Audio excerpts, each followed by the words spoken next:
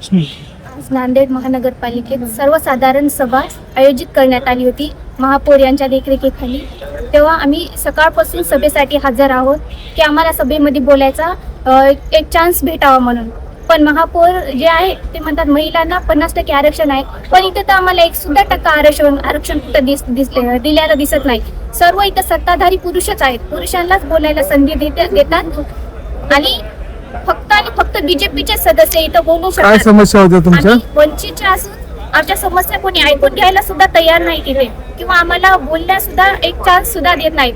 आमच्या जे समस्या आहेत त्यांचे आम्ही 2 महिन्यापासून निवेदन देऊन ठेवलेले आहेत। आता आमच्या समस्या सगळ्या निधीसाठीच नाहीत, त्या व्यतिरिक्त सुद्धा आमच्या काही समस्या आहेत। आमच्या वार्डामध्ये शाळा आहेत, ज्या शाळा आता पावसाळ्यामध्ये गळायला लागल्यात, त्याचे छत फुटलेत, त्या लेकरांना बसायसाठी पाऊस वरून येत आहे, खाली जमिनीत फरची फुटलेली आहे, जमिनीतून पाणी आले, लेकर कसे बसणार?